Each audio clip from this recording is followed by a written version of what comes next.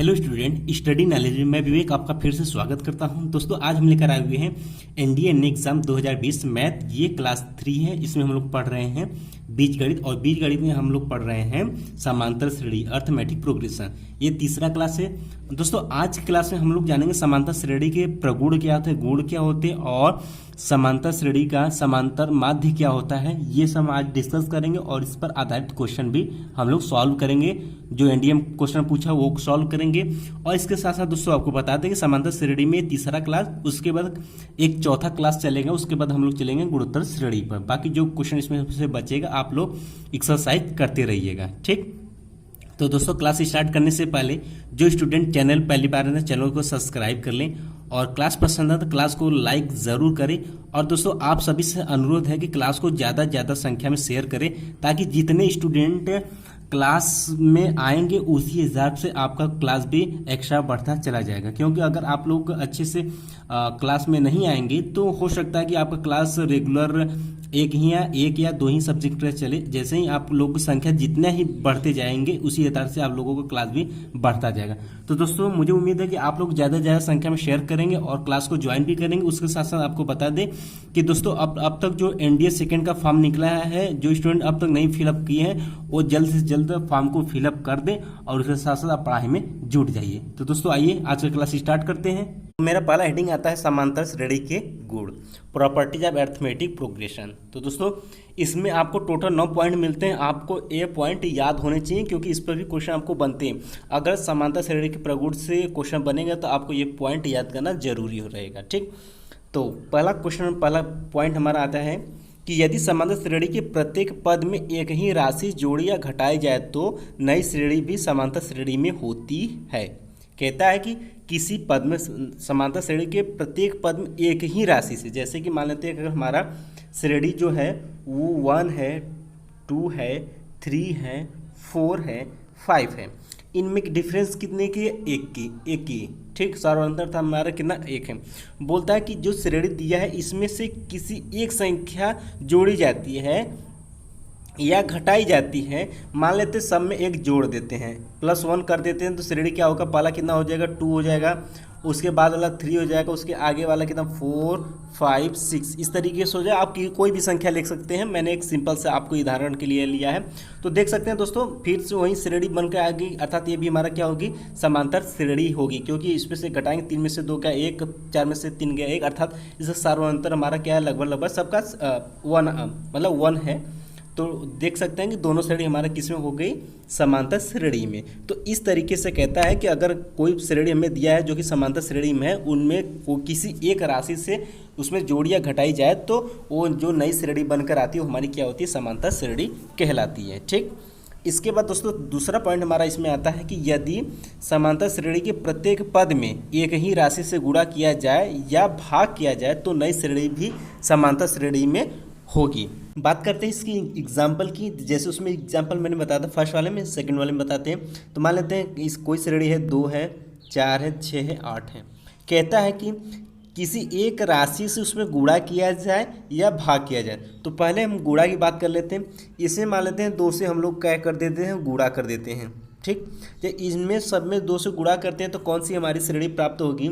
यहाँ पर 2 दूना के 4 हो जाएगा, और यहाँ पर 8 हो जाएगा, और यहाँ पर 12 हो जाएगा, और यहाँ पर 16 हो जाएगा।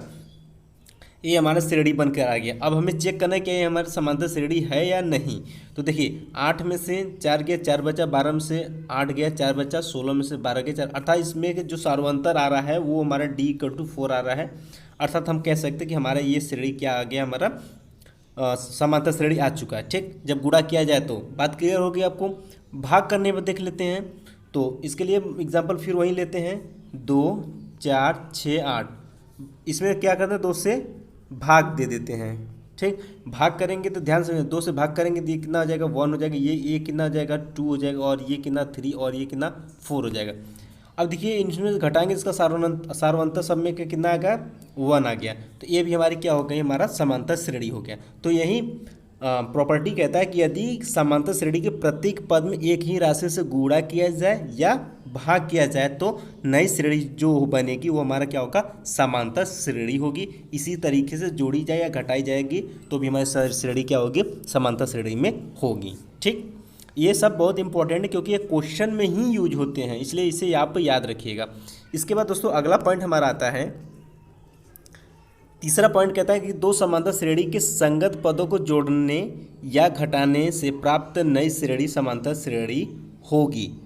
ऑप्शन तीसरा ध्यान से पढ़िएगा कि कहता है दो समांतर श्रेणियों के संगत पदों को, जैसे मान लेते हैं दो श्रेणी दिया, ये इनके संगत श्रेणियों को, जैसे मान लेते 1 2 3 4 ये दिया हुआ है, और इसके बाद अगला दिया हुआ मान लेते हैं कि 2 4 6 इस तरीके से दिया गया। कहता है इसकी संगत श्रेणी को भी आपस में जब जोड़ेंगे, जोड़ने या घटाने पे जो श्रेणी प्राप्त होगी वो भी हमारी क्या होगी, समांतर श्रेणी होगी। अर्थात इन लोगों को आपस में जोड़ेंगे, जो श्रेणी मतलब 2 1 3 और यहाँ क्या 6 और यहाँ कितना हो गया, यहाँ 6 ले 9, तो देख सकते हैं जो श्रेणी बन रही है 3 6 9, अर्थात इसमें घटाएंगे क्या, इसका सर्वांतर कितना आ गया 3, ये भी हमारा क्या होगी AP में होगी। तो यही तीसरा ऑप्शन कहता है कि दो समांतर श्रेणियों के संगत पदों को जोड़ने या घटाने पर जो श्रेणी बनकर आती है वो भी हमारा क्या होती है, समांतर श्रेणी होती है। ये भी आप पॉइंट आपको क्लियर हो गया होगा।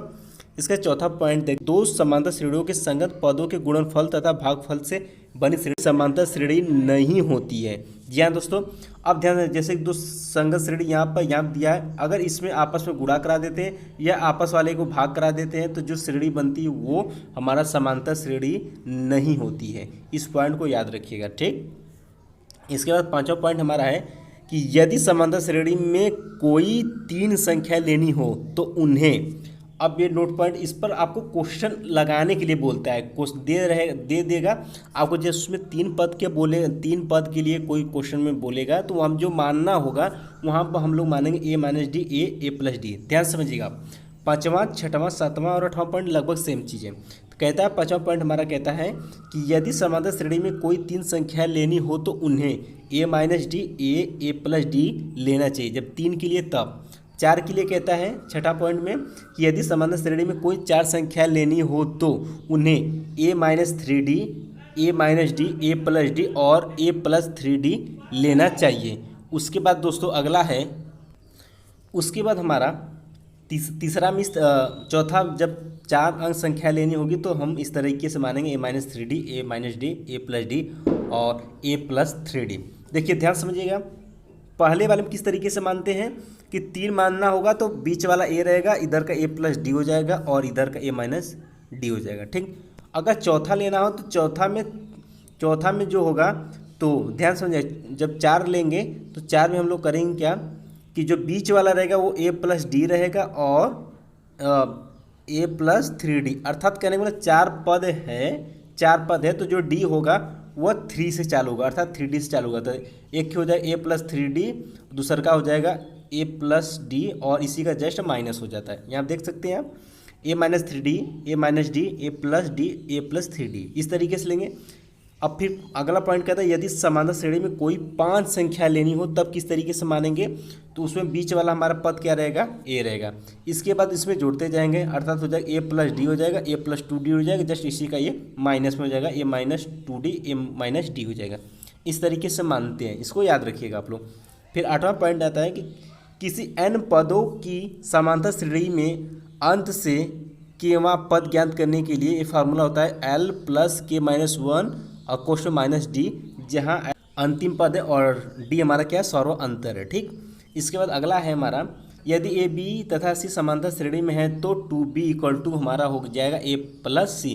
तो दोस्तों ध्यान समझिएगा, ये हमारा क्या है, समांतर माध्य ही है, बस यहाँ पर पॉइंट में गुण में लिख दिया गया। इसको इस तरीके से भी लिख सकते हैं कि अगर AB तथा C हमारा समांतर श्रेणी में है तो हम कह सकते हैं B = A+C/2B होता है, ठीक। इस चीज़ को याद रखिएगा।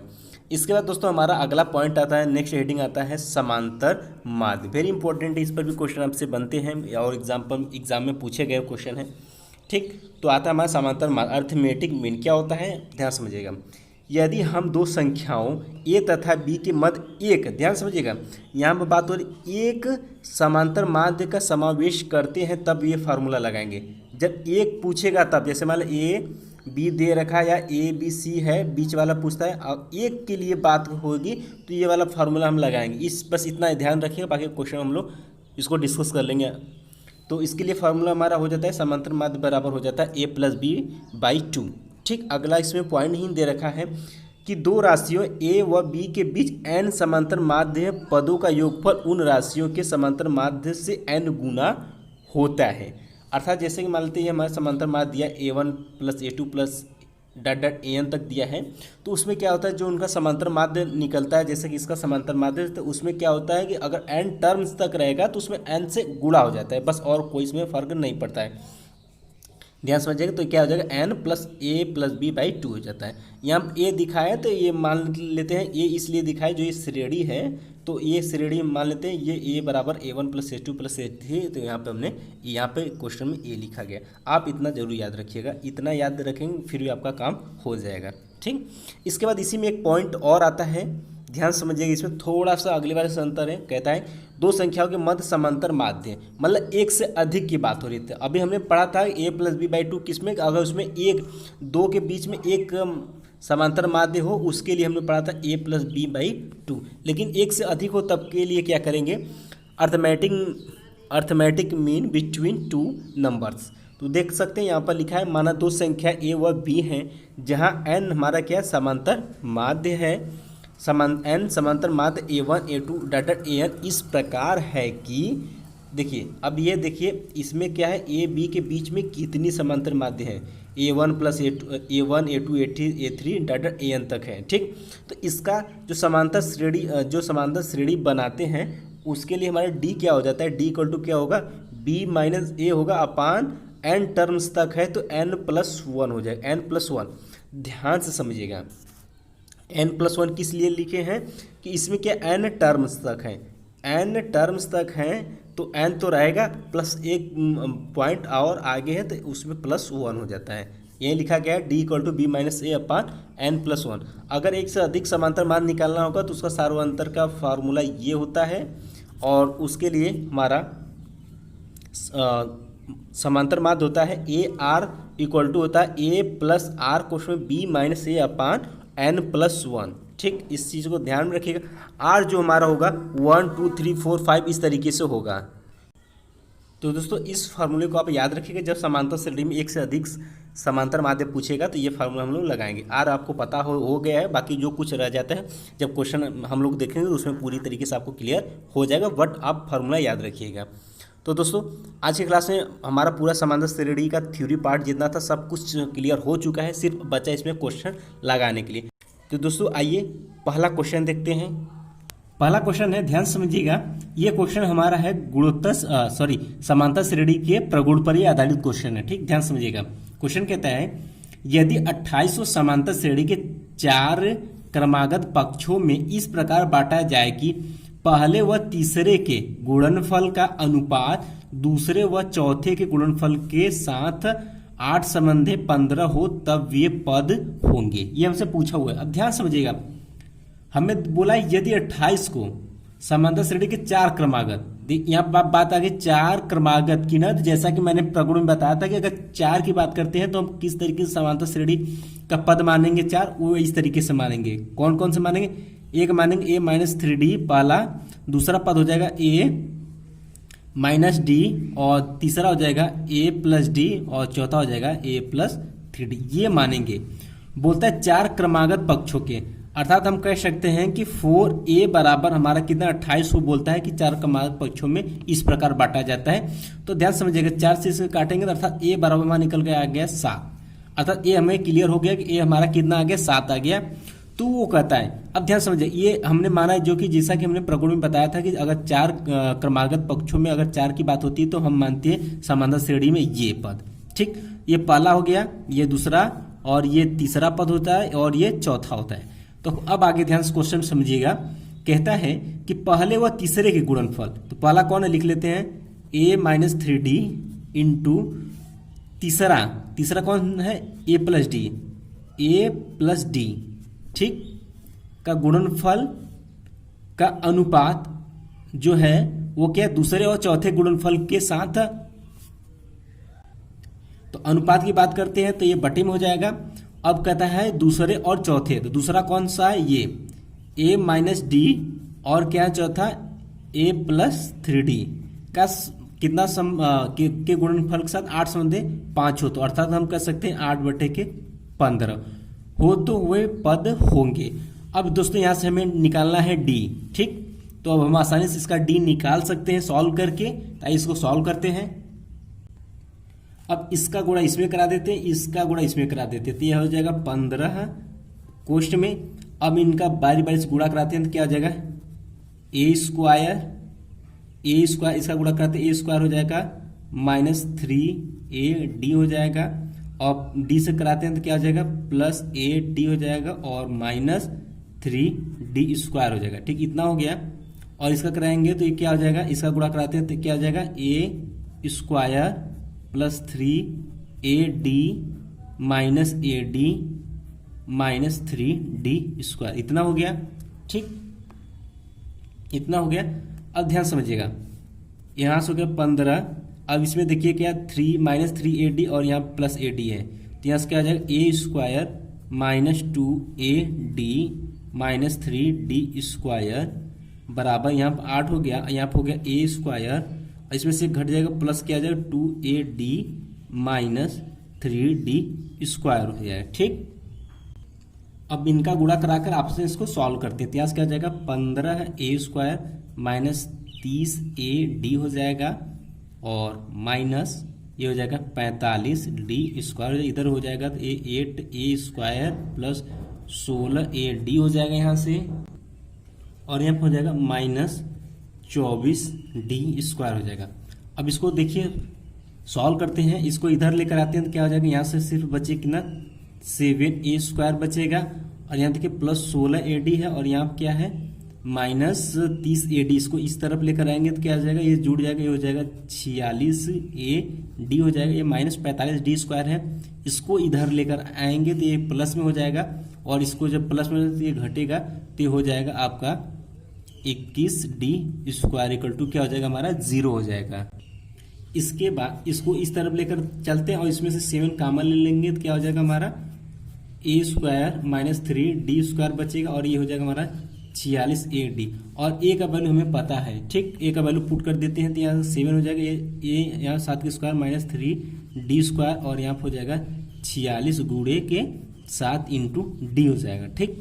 तो यहाँ से हम कह सकते हैं 7 कोष्ठ में हो जाएगा 7 49 -3D स्क्वायर बराबर, यहाँ पे इसका गुणा करा देते हैं तो ये हो जाएगा हमारा। दोस्तों यहाँ ध्यान दीजिए 7 और 7 से कैंसिल हो जाएगा, सिर्फ बचेगा इतना, अर्थात ये हो जाएगा 46D हो जाएगा, ठीक। अब ध्यान से देखिएगा दोस्तों, इन सबों को इस तरफ लेकर आते हैं तो ये हो जाएगा हमारा 3D स्क्वायर +46D हो जाएगा और -49 = 0 हो जाएगा।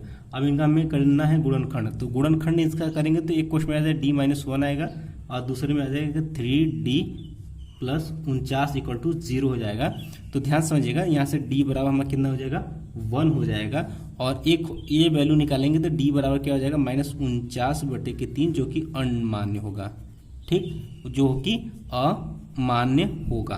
तो हमें D पता हो गया और A बराबर हमें 7 पता हो गया, तो हम इक्वेशन लिख सकते हैं। तो हमारी जो संख्या होगी 4 वो क्या क्या होंगी, तो अब देखिए क्या क्या है। पहला क्या A -3D ना, इसमें वैल्यू पुट करते हैं तो ये क्या 7 माइनस के 3 × 1 अर्थात कितना बचेगा यहाँ पर आ गया आपका 4, और इसके बाद अगला क्या था A -D था, अर्थात 7 में से गया कितना आ गया 6 आ गया, और दूसरा का था A + D था, अर्थात 7 × 1 = 8 हो गया, और तीसरा क्या था A + 3D था, 7 × 1 = 7 × 3 = 10 हो गया, 10 हो गया। ये हमारी क्या होंगी संख्याएं होगी, और यही हमारा आंसर होगा। तो आप ऑप्शन में मिलाना चाहते हो तो आप मिला सकते हैं 4, 6, 8, 10। यहाँ पर देख सकते हैं 4, 6, 8, 10 ये वाला आपका आंसर सही हो जाएगा, ठीक। तो देख सकते हैं प्रगुण पर आपको इस टाइप से क्वेश्चन आपसे पूछता है। अब आइए देखते हैं समांतर माध्य पर किस टाइप से क्वेश्चन पूछता है। दोस्तों अगला क्वेश्चन ये है, ये समांतर माध्य पर आधारित क्वेश्चन है। आइए इसको देखते हैं। क्वेश्चन कहता है 3 और 27 के बीच n समांतर माध्य पद हैं, यदि तीसरा और n-वें समांतर माध्य पदों का अनुपात 1:5 हो तो n का मान ज्ञात कीजिए। ये हमें दिया हुआ है। समांतर माध्य बोलता है 3 और 27 के बीच n समांतर माध्य, इसमें क्या है n का मतलब है कि कई समांतर माध्य पद होंगे, ठीक। तो आइए इसको सॉल्व करते हैं। तो दोस्तों ध्यान समझिएगा कि 3 और 27 के बीच n समांतर माध्य पद रखने पर जो समांतर श्रेणी बनेगी उसमें कुल संख्या n+2 होगी। क्यों? क्योंकि ध्यान समझिएगा, यहाँ पर 3 हो गया, यहाँ पर 27 हो गया, इसमें मान लेते हैं कि कुल n पद हैं, तो n तो यहाँ पर हो गया, एक पद, एक यहाँ संख्या होगी, एक यहाँ हो गया, तो टोटल कुल कितने हो गए? टोटल पद कुल कितना हो जाएंगे? n+2। इस चीज को आप ध्यान में रखिएगा, हमेशा क्वेश्चन लगाते समय इस टाइप के। तो कहेंगे कि माना समांतर श्रेणी का सार्वंतर D है। आप लोग फास्ट कैलकुलेशन करिएगा, क्योंकि जितना फास्ट कैलकुलेशन करेंगे आप वो उतने ज़्यादा क्वेश्चन अटेम्प्ट करके आएंगे और सही करके आएंगे। ठीक, मैं तो बताने के लिए इसलिए आराम से लिखता हूँ, समझाता हूँ, ताकि आप लोगों को समझ में आए। बट आप लोग जब भी एक्सरसाइज बुक लीजिएगा उसमें जितना टॉपिक हो सके इसका स्टेप बाय स्टेप आप लोग कोशिश करिए कि एक एक स्टेप आप मन में कैलकुलेट करते हुए और एक एक स्टेप न लिखते हुए आगे बढ़िएगा।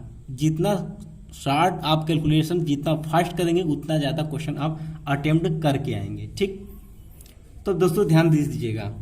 तो देखिए, मानव समांतर श्रेणी का सार्वंतर D है, तो हम कहेंगे n+2वां पद निकालते हैं, n+2वां पद जो ये है वहाँ पद। इसके लिए फार्मूला वही हो जाएगा, फार्मूला हम लोग जानते हैं a+n-1 D होता है।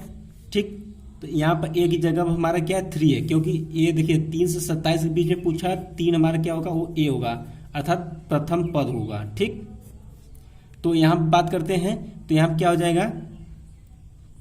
3 + n-1 D, तो n की जगह क्या? n+2 है, n+2। ठीक, तो n+2 - 1 D हो जाएगा। ठीक, और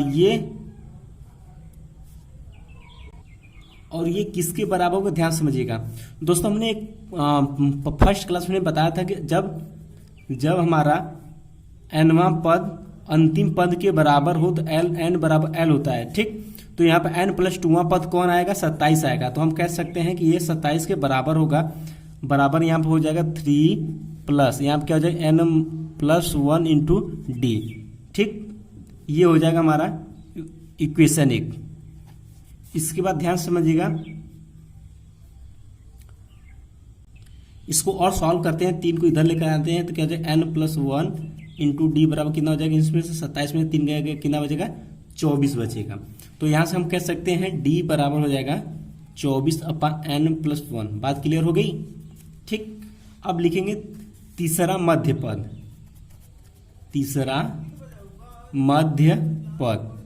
ठीक, बोलता है यदि तीसरा और n-1 का वे समांतर मध्यों का अनुपात 1:5 दिया है, तो पहले हम निकाल लेंगे तीसरा मध्य पद निकालेंगे। तो ये हो जाएगा हमारा का a+3D हो जाएगा।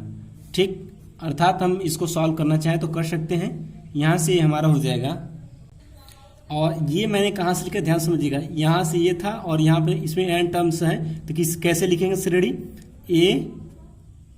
a+D, a+2D, a+3D। तो जो मध्य पद होगा वो तीसरा पद है, तो a+3D होगा। क्यों? क्योंकि a देखिए यहाँ पर पहले से है। ठीक, तो यहाँ पे ये हो गया। अब लिखेंगे n-1वां पद, तीसरा पद ये हो गया n-1वां पद। इसके लिए क्या हो जाएगा? इसके लिए a+n-1 D हो जाएगा, अर्थात a का वैल्यू हमें पता है, यहाँ पे हो जाएगा 3n-1 D। ठीक, अब बोलता है दोनों का अनुपात 1:5 है, तो लिखेंगे प्रश्नानुसार तो तीसरा पद बटे के n-1वां पद। तो तीसरा पद लिख लेते हैं, तीसरा मध्य पद बटे n-1वां माध्य पद। ठीक, तो क्या हो जाएगा? यहाँ से हो जाएगा 3+3D अपान, नीचे क्या हो जाएगा हमारा? 3+n-1 D हो जाएगा, इक्वल टू ये दिया है 1:5 था, 1/5 हो जाएगा। अब इसको हम आसानी सॉल्व करते हैं, इसका गुणा इधर, इसका गुणा इधर कर देते हैं, तो हो जाएगा 5 × 3+3D हो जाएगा, इक्वल टू हो जाएगा 3+n-1 D हो जाएगा यहाँ से। ठीक, इसका गुणा कराते हैं, क्या हो जाएगा? 15 + 15D हो जाएगा, इक्वल टू हो जाएगा प्लस n-1 इंटू डी हो जाएगा यहाँ से, ठीक। और डी को इधर लेकर आते हैं तो यहाँ से क्या हो जाएगा, और इसको इधर लेकर आते हैं क्या हो जाएगा, 15 माइनस 3 इक्वल टू यहाँ पर हो जाएगा n-1 into D minus 15 D हो जाएगा, ठीक। अब यहाँ समझिएगा डी कामन दोनों में से हो जाएगा, क्या हो जाएगा n-1 माइनस 15 इंटू क्या हो जाएगा डी, अर्थात ये बचेगा कितना, 12 बचेगा। अब ध्यान समझिएगा ये क्या हो जाएगा n-16 into D equal to 12 हो गया। तो दोस्तों यहाँ तक आ गया, और हमने डी का वैल्यू निकाल रखा है, हमने डी का वैल्यू निकाला 24/n-1, ये हमने n+1 हमने निकाल रखा है, ठीक। तो अब ध्यान इसमें पुट कर देते हैं तो क्या हो जाएगा यहाँ से हमारा 12 बराबर n-16 इंटू क्या 24/n+1, ये हो गया। अब देखिए 12 कम 12 दूना 24 से कैंसिल हो जाएगा, इसको इधर करते हैं, इसका गुणा इसमें करा देते हैं तो क्या हो जाएगा n+1 इक्वल टू ये हो जाएगा, इसमें इसका गुणा करा देते हैं तो क्या हो जाएगा 2n-32 हो जाएगा, ठीक।